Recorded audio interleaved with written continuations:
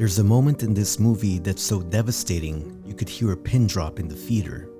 A packed room of over 300 people silenced, attention gripped, holding on to their breath, trying not to audibly cry.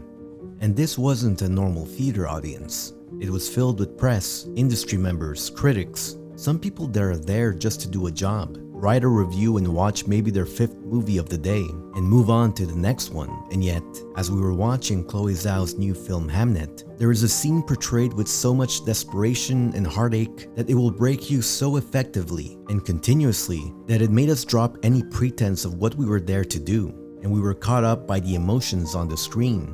As we were leaving the theater, some people were still hiding the fact that we were left open wounds for the last hour of the movie.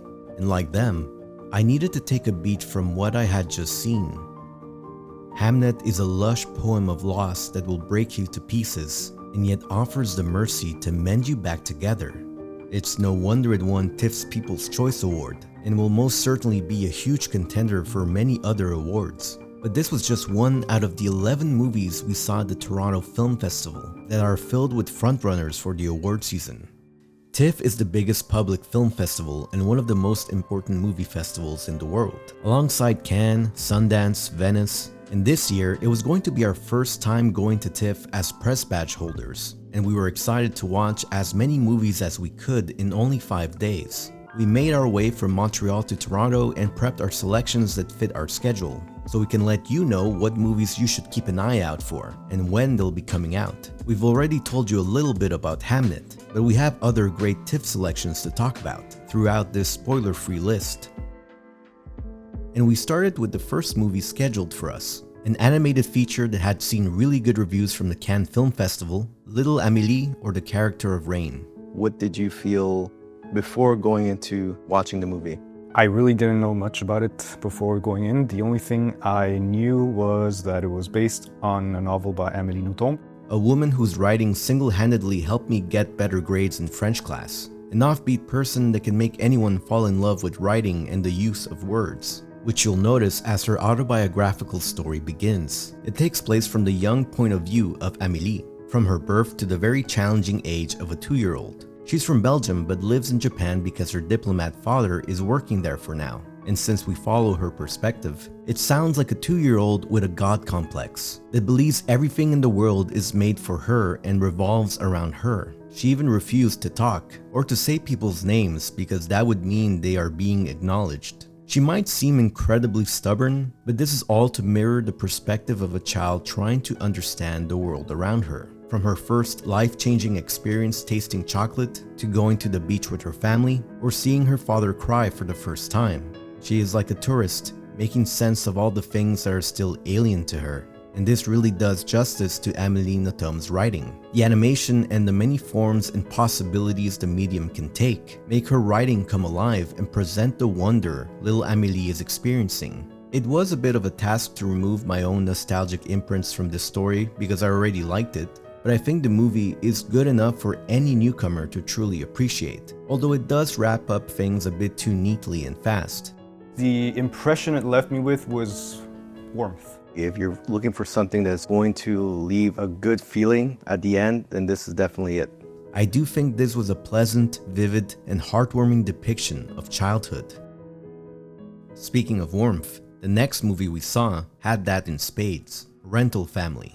A film we were anticipating and premiered at the festival, shouldered by Brendan Fraser and made by a Japanese director, Hikari. What made me interested in the choice was the curiosity of seeing Brendan Fraser in his next lead role after his Oscar-winning portrayal in The Whale.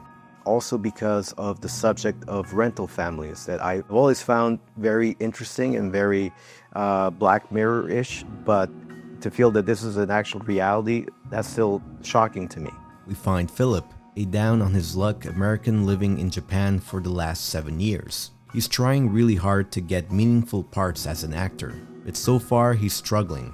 Gone are the days of his early minor success, playing for a nationwide toothpaste commercial.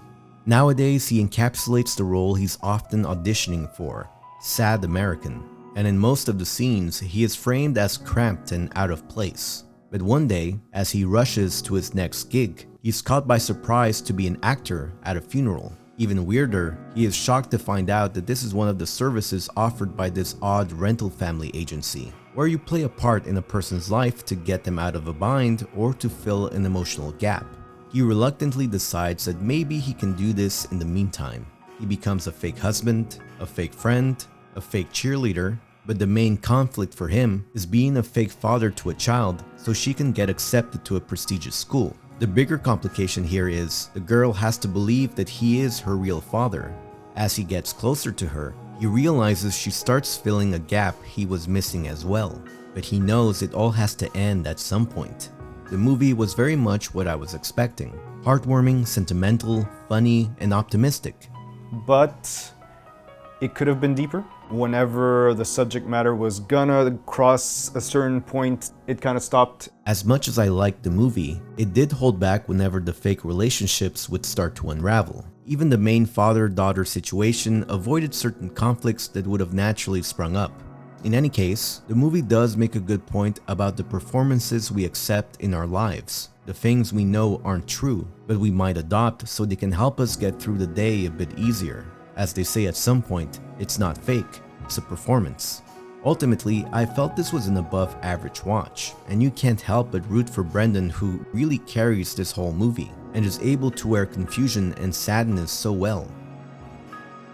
Shortly after, it was time to check out our third movie of the festival, a crime thriller directed by the seasoned Gus Van Sant, with a packed cast that promised to be a noteworthy film, Dead Man's Wire. Oh, and sadly, there is no trailer yet, just this image that I'm gonna keep reusing.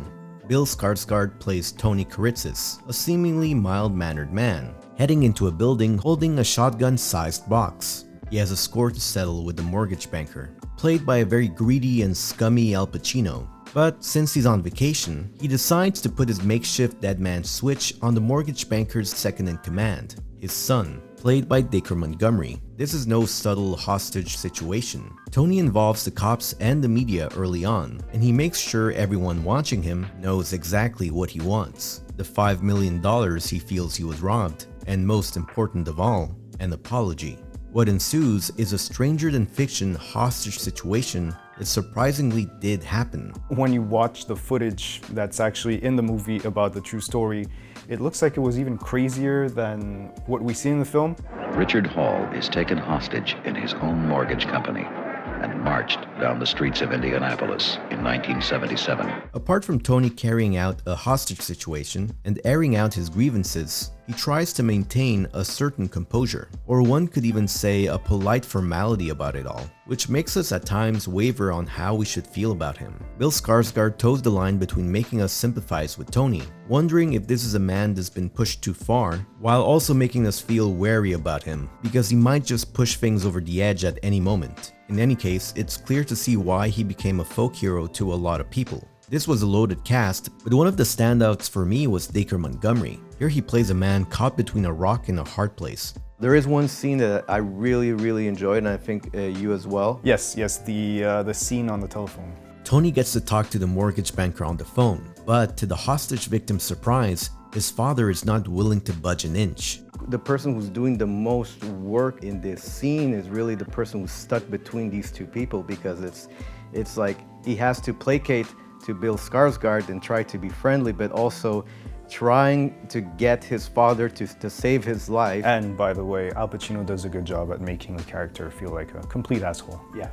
Although the movie can get tense at times, it never really boils over. This is more about sitting inside an absurd but dangerous prolonged situation. A worthy watch, but the real story sounds even more insane. And that was the end of our second day. But day 3 was going to be more emotionally devastating. Early that morning, we got to see Hamnet, but we're gonna talk about that movie last. Right now, let's get to the movie we saw after that one, which turned out to be a high-concept romantic crowd pleaser. What did you know about Eternity before watching it? I just felt that the premise was very interesting. Eternity is a creative rom-com directed by David Frayne, starring Miles Teller and Elizabeth Olsen, playing a couple dealing with a love triangle in the afterlife. Imagine that when you die, you reach an odd purgatory that looks like a 60s era hotel lobby, where you have a week to make a decision of where you want to spend the rest of eternity. If they want a world where it's always partying, a world where it's a beach world, a world that's the 1950s, whatever. Once you make your decision, you have to stay there forever, and you can't change your mind, or else you'll be thrown into the void. Well, that's the decision Larry and Joan have to make. But before this couple, who have 65 years of marriage under their belt, make their decision, Joan's first husband, who died in the war, has been waiting for her for 67 years so they can spend all eternity together. Joan has to pick between her first love or the one she's loved for most of her life. Right off the bat, I felt the script was very inventive with the rules of this afterlife world it had created. Death here is approached with a lot of levity and gallows humor. The way people die, the ages people are represented in, it's all used as opportunities for comedy. The different eternities that people can choose from are used as sight gags and can vary from the most banal to the most specific and absurd. I'm glad that they didn't spend too much time explaining the rules of the world, because that would have diminished some of the wonder of it all. We just buy into this concept and explore its unique and funny premise. The main conflict follows the same tone, as Larry has to come up with a way to win over his wife and downplay her first husband's more romantic efforts. And since they're supposed to be playing people in their 70s or 80s, it adds an extra element to their behavior and characterizations. But apart from the comedy, it also proved to be surprisingly sentimental without it ever becoming sappy. This is the type of romantic comedy that I'm always on the lookout for, because sometimes I feel the genre suffers from entries that seem like they have been written for a younger crowd, or by writers that simply haven't experienced a long-term relationship, or as the movie mentions, a love that hasn't been tested by loss. This felt a bit more grown up and mature, but still fun. And I think that's what's at the core of this movie with the decision Joan has to make. Choosing the love that was so impactful, so powerful, that came at the most formative part of your life, or the love that's resilient, tried and tested by the events and hardships that life throws at you. What is stronger and what would you choose? The love of your life or the one you've loved your whole life? This was a very welcome surprise that will leave you charmed with a warm, fuzzy feeling at the end. Before we ended the night, we headed back to our hotel room to watch the screener of a movie whose description had piqued our interest. What would you do if you were down on your luck, no money, no job, nothing happening in your social life, and the house that's been in your family for 8 generations is about to be taken away from you? But one day, out of nowhere, an odd but polite looking man played by Willem Dafoe offers you a deal that's too good to be true. He will give you a large sum of money that could solve all your problems, as long as he gets to live in your ugly, unkept basement for just a few weeks. Case in point, the name of the movie, The Man in My Basement. Would you take that deal? Well, out of desperation, that's what our protagonist Charles, played by Corey Hawkins, decides to do, and he will soon live to regret it. Defoe's request isn't as innocent as it was first presented. And once the owner of the house goes downstairs, he realizes that he's set up a whole prison for himself. And to make things worse, the house appears to have another mysterious guest haunting Charles. Now, for the most part, I really liked where the movie was going, and I was following the different narrative threads it was presenting, like the protagonist realizing that his house held numerous amounts of priceless artifacts, the reason why Charles's life has been so stagnant and what he has to do to move on, the question of, is there something actually haunting his house, or is it a past guilt manifesting itself? And the most important thread of the movie, why is Defoe's character hell-bent on staying in this specific house? What does he really want? Sadly, I didn't feel that all of these threads were able to build off of each other in a satisfying way. It even bogged down the main thread the audience would have wanted to see be paid off. It felt like maybe they were trying to do too many things at the same time, because I feel like certain storylines weren't that necessary. It wasn't satisfying at the end. But apparently it's a book. Maybe in the book it's better focused. But I have to say, what was worth the watch is Defoe's inability to phone in an acting role. He plays a really creepy dude that can put you at ease and then get under your skin. An intrusive charmer. And this is another role where he truly bears all. God bless this weird man. The next day, it was time to watch the movie we were anticipating the most at the festival. And it's a good thing we had the press pass because it was a really hot ticket. Side note, how are tickets going for close to $500 on resale? What the hell, Ticketmaster? Anyway, it was time to watch one of our favorite directors, Guillermo del Toro, adapt Mary Shelley's work into the movie Frankenstein. We actually do start like in the book, In the Arctic, the creator and the monster hunting each other, and the creator is left in a state close to death. Victor Frankenstein is taken in by travelers on a ship as he begins to recount how he ended up all the way there, and how his endeavor has filled him with a regret he feels he must rectify. I feel for the most part we do follow the original story, up until a point where Del Toro makes a few changes that I actually did like. What you can expect to see in this movie is Del Toro's usual attention to detail. Big sets, extravagant gothic wardrobes, specific colors reappearing. Guillermo likes to have his colors mean something. So this is also the type of movie that you're going to be thinking, okay, why does he use red gloves? His mother used to wear red. A lot of these little details that you're going to try to realize what they mean. The design of the corpse before its animation is only slightly grotesque and meant to look ornate. But for the first time in a Del Toro film, I felt like I needed a bit of time to acclimate to the visual flourish of his adaptation. What I mean is, at certain points, I feel it was a bit too stylized, to the degree where it looked too decorative or cosmetic, rather than being grounded in realism. I'm guessing this could be something he was trying to do, but what made things feel even more over-stylized was the camera movements, floating and hovering unnecessarily, and shot often on a very wide lens, giving it the impression of more of a video game look.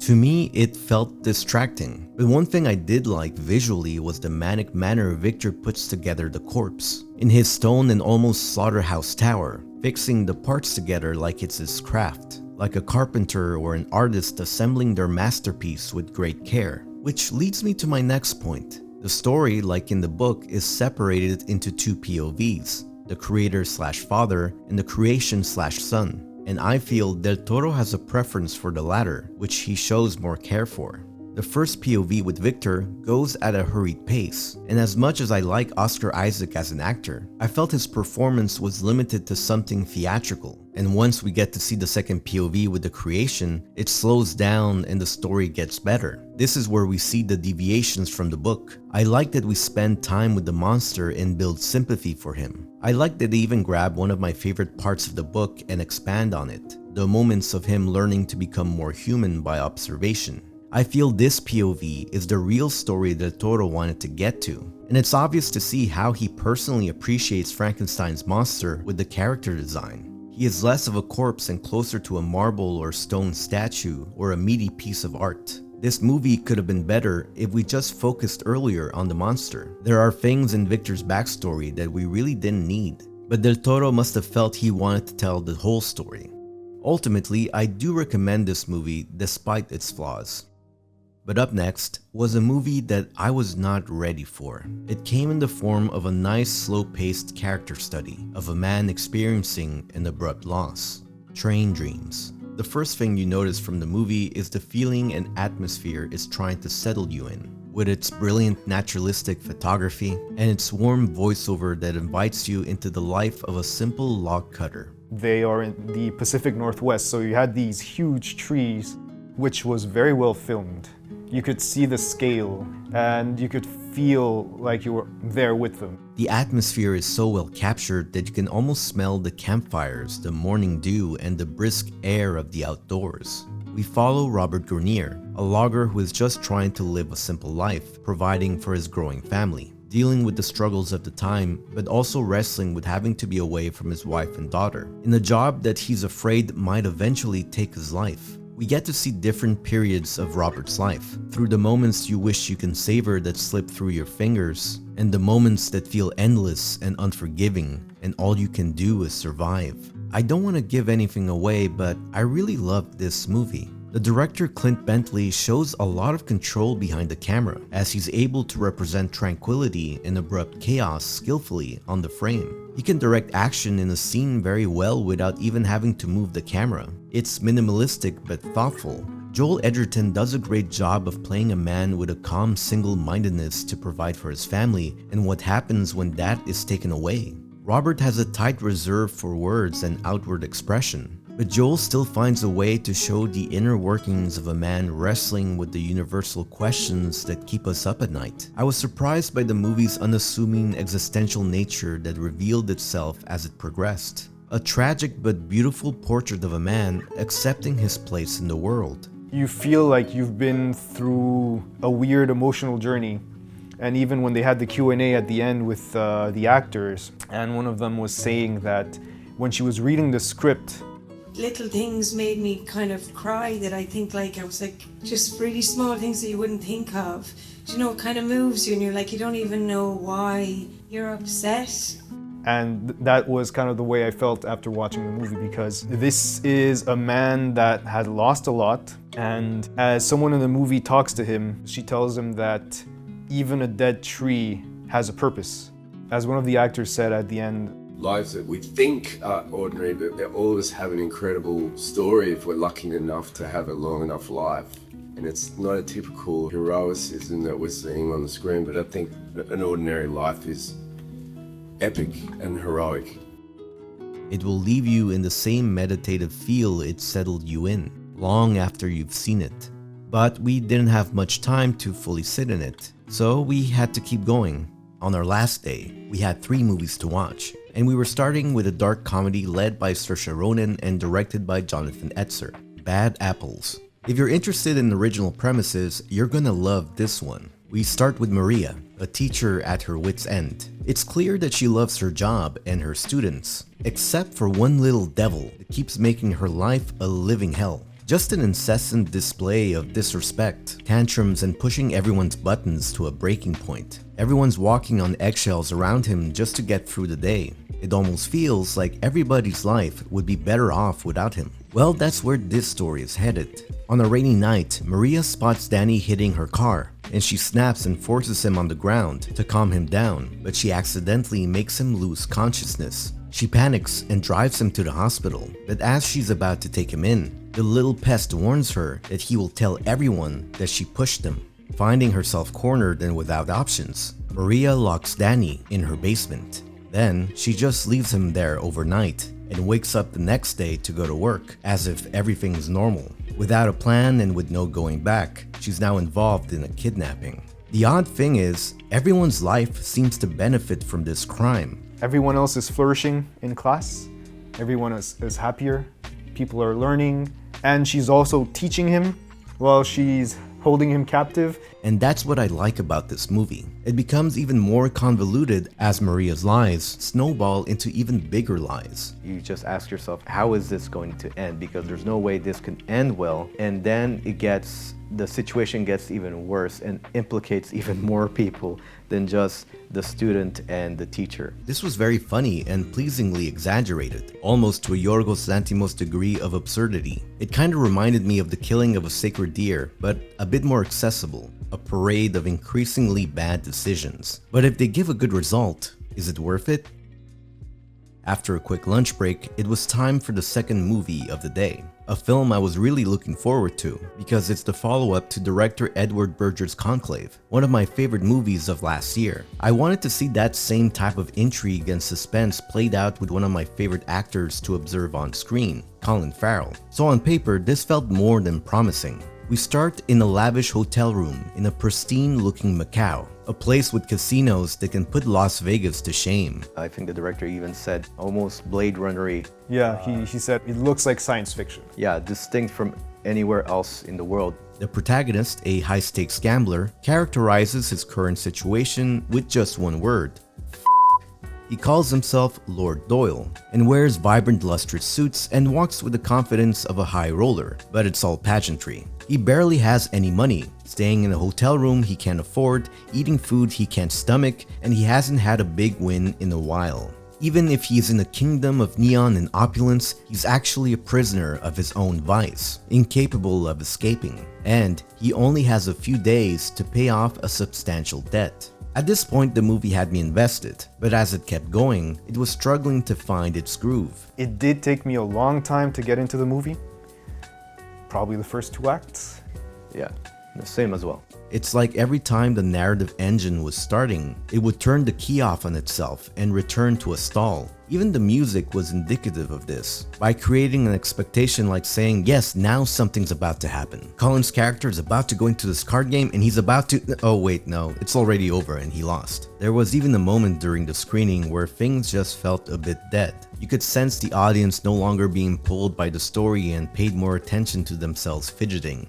Part of the problem of the movie is the way the stakes take a back seat, and how it doesn't make Lord Doyle's gambling efforts understandable to the audience. There is no intrigue to his card games, no suspense to the possibility of him winning or losing. It's quick and visually uninteresting. The result is we don't feel for the actions that are happening on the screen, even if we want to care for the character. But it's until the last third that the movie fixes several of its issues and picks up the pace. We get back on track with the initial stakes. The last card game finally has some suspense you can sink some teeth into. But at that point of the movie, it felt like it was just too little too late to be able to solve all the issues that I was feeling with the movie previously. Although Colin Farrell does a very good job.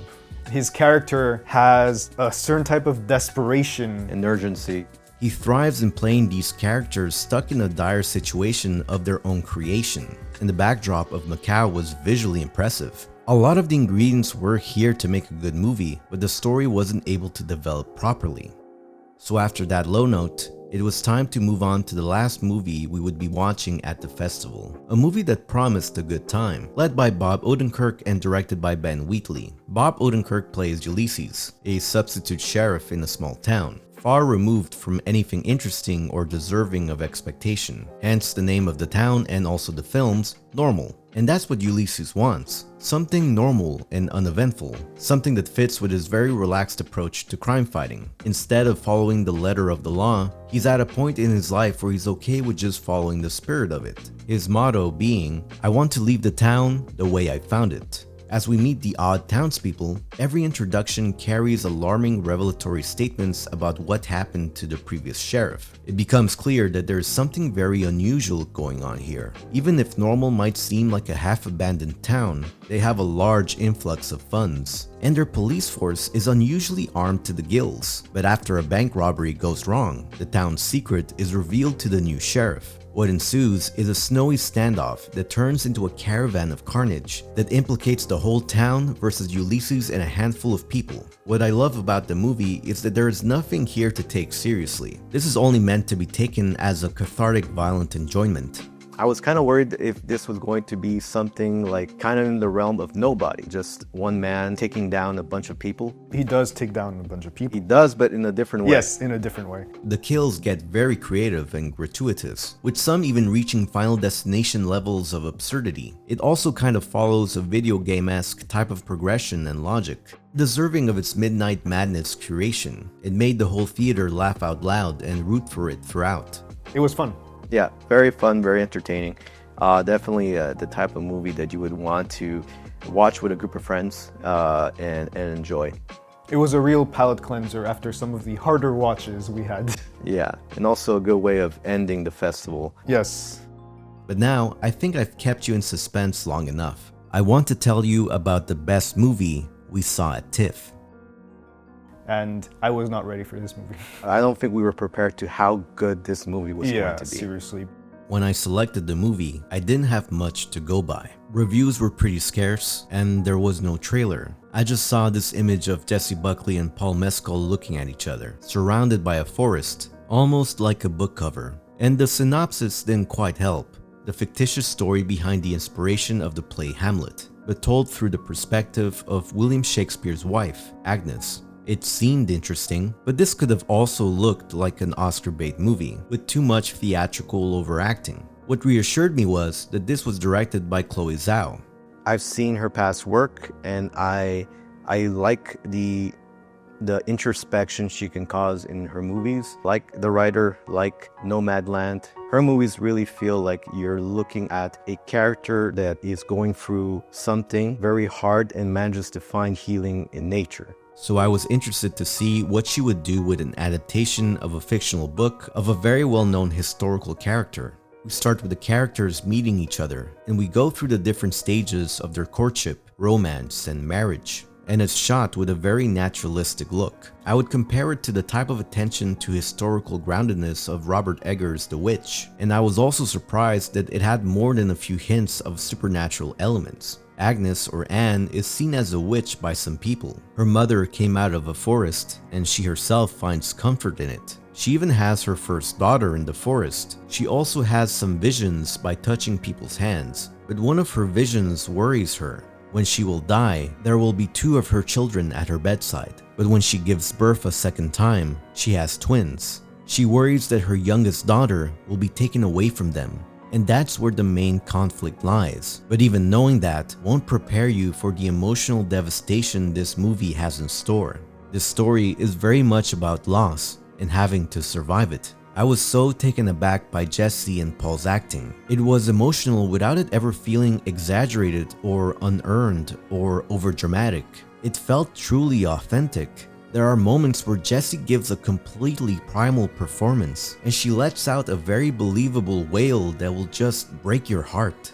She plays a mother in desperation with so much urgency and care. Paul, who plays a man overtaken by grief and with an inability to process it, says a lot by struggling to say anything at all. And obviously it is emotionally devastating. We were watching the press and industry screening, so most people who are there are working when they're watching the movie. Obviously you're enjoying it, but at the same time you're working because you're going to be writing a review, you're going to be talking about it. They're very, not to say jaded, but it's like they go through different emotions and sometimes they're a bit numb. So in this one, there's a certain point in the movie where something happens and you can hear a pin drop in the theater. It's just silence. And then gradually you hear more and more people that are crying. And as the movie is going towards the end, all you hear is like the people that are sniffling, the people that are stifling their tears. And there's a certain musical score that comes in that if you weren't crying by then, it's just like forcing you to just let go. Just cry because this is sad and this is how the movie concludes. That's one of the moments that you realize, oh, this is a great movie. I probably just saw one of the best movies of the year right now, and this deserves any accolades it's gonna get. One thing I want to mention before I forget is just the acting of the child. Yeah, the kid. Hamnet. You're gonna hear about the acting of everyone in this movie, but there's something specific about this kid where he makes you care for him a lot. You see child actors and they're kind of serviceable. You know, they're sometimes just a placeholder for something cute. But here it's like he just manages to be a good actor. Yeah. Not just a child actor, but just a good actor in the scenes that he makes a certain decision. It is so painful when he makes that decision and when he goes through the consequences of that decision. Again, like this movie will devastate you. I don't want to say anything else. I really want to write more about this in the future when more people get a chance to see it. But it was one of the best theater experiences I've had in a long while. So visceral and so beautifully authentic. As we wrap things up for Tiff, I feel each movie had something to offer that was enjoyable. But Hamnet was a film that I felt I needed to see. Apart from the sadness and emotional catharsis you can experience, I have to admit I was left inspired by it. The way only a great movie can inspire. It's the type of movie that motivates me to write, to make a video essay. The type that makes me want to purchase the Criterion version or read the script. You know, like when you can't help but have more of it. I just felt cinematically reinvigorated. So that's how we're leaving TIFF 2025. As we write notes on the train home, catching glimpses out of the window, knowing this is gonna end up being a long video, we both feel reinvigorated. Until next time.